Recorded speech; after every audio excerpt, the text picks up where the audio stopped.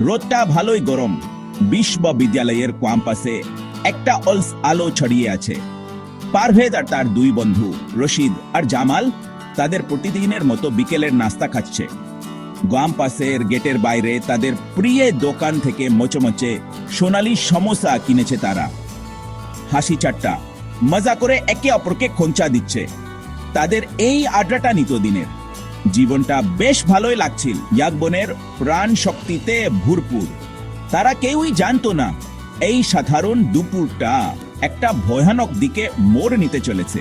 তারা এখন নাস্তা খাচ্ছিল, তখন তাদের বিশ্ববিদ্যালয়ের দুই ছাত্রী তাদের পাশ দিয়ে হেঁটে গেল।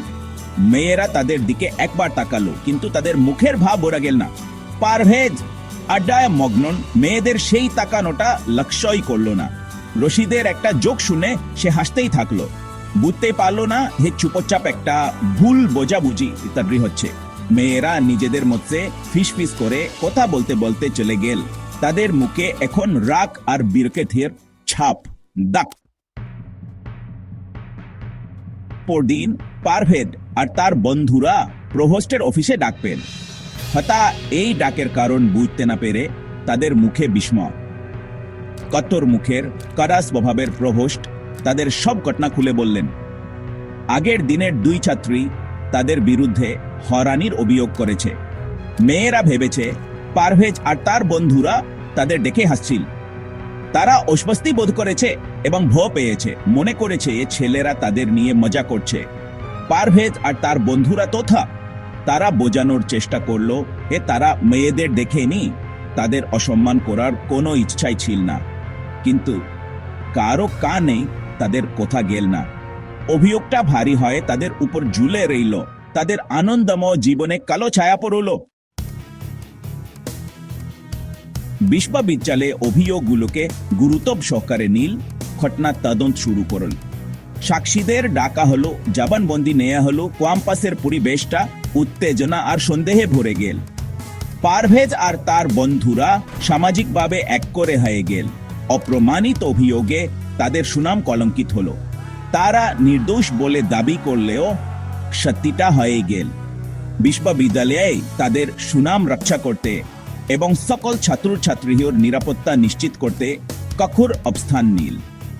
পারভেজ এবং তাদের বন্ধুদের আনুষ্ঠানিক সতর্ক বার্তা দেওয়া হলো। তাদের কাজকে অনুপযুক্ত এবং অসংবেদনশীল বলে বিবেচনা করা হলো। ব্যাপারটা আর এগোয়নি বলে তারা স্বস্তি বোধ করলেও অন্যায়ের বোধ তাদের মনে চিনচিন করছিল। তারা অপরাধ করেনি, তার জন্য তাদের বিচার ও শাস্তি হয়েছে। ক্ষোভের বীজ ছোট কিন্তু শক্তিশালী তাদের হৃদয়ে জন্ম নিতে শুরু করল। রাগ আর প্রতিশোধের তাড়নায় পারভেজ, রশিদ আর জামাল সিদ্ধান্ত নিল তারা নিজেরাই ব্যবস্থা নেবে। মেয়েদের মিথ্যা কথা বলে পার পেয়ে আওয়ার কথা তারা ভাবতে পারছিল না। রাগ আর ভুল বিচার বুদ্ধির বশবর্তী হয়ে তারা মেয়েদের সাথে মুখোমুখি হওয়ার এবং তাদের একটা শিক্ষা দেওয়ার পরিকল্পনা করল। শুরু হয়েছিল নিজেদের নাম মুছে ফেলার ইচ্ছা থেকে, তা পরিণত হলো আরো ভয়ানক কিছুতে। এক সন্ধ্যায় মেয়েরা এখন লাইব্রেরি থেকে বের হচ্ছিল। পারভেজ আর তার বন্ধুরা তাদের ঘিরে ধরল। মুখোমুখি হওয়াটা ছিল তাড়াহুড়ো এবং বর্বর। কথা কাটাকাটি হাতাহাতিতে পরিণত হলো এবং শীঘ্রই পরিস্থিতি নিয়ন্ত্রণের বাইরে চলে গেল। এই হাঙ্গামার মধ্যে পারভেজ উত্তেজনা এবং রাগে অন্ধ হয়ে একটা পাথর তুলে নিয়ে একটা মেয়ের দিকে ছুঁড়ে মারল। পাথরটা তার মাথা লাগলো একটা ভয়ানক আওয়াজ করে। পুরো দুনিয়া থেমে গেল। হাসি, আড্ডা, সমোসা আর রসিকতার বেপরোয়া দিনগুলি সবই ধ্বংস হয়ে গেল এক মুহূর্তে। পারভেজ ভয়ে দেখল মেয়েটি মাটিতে লুটিয়ে পড়ল। তার চারপাশে রক্ত জমা হচ্ছে। তার কাজের ভয়াবহতা তাকে শারীরিক আজাতের মতো আজাদ করল। সে নিজেই সেই দানবে পরিণত হয়েছিল যাকে সে শাস্তি দিতে চেয়েছিল। পরবর্তী ঘটনাগুলি ছিল সাইরেন, জলকানি আলো এবং পুলিশ স্টেশনের ঠান্ডা নিরুত্তাপ দেয়ালের একটা জাপসা সম্মতি।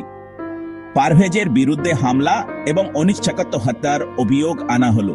তার বন্ধুরাও সমানভাবে দোষী, একই রকম ভাগ্নের সম্মুখীন হলো। ইয়ে মেয়েদের উপর তারা হামলা করেছিল তারা বেঁচে গেল, কিন্তু ঘটনাটি তাদের জীবনে একটি অমোচনীয় কলঙ্ক রেখে গেল। আর পারভেজ অপরাধ বোধ এবং অনুশোচনায় গ্রস্ত তার কাজের বিধ্বংসী পরিণতির সাথে লড়াই করতে থাকল। তার গল্পটি ভুল বোঝাবুঝি, রাগ এবং এর মর্মান্তিক পরিণতির একটি ভয়ঙ্কর স্মারক হিসেবে কাজ করে। যা ঘটে এখন আমরা আমাদের কালো অনুভূতির দ্বারা নিয়ন্ত্রিত হই।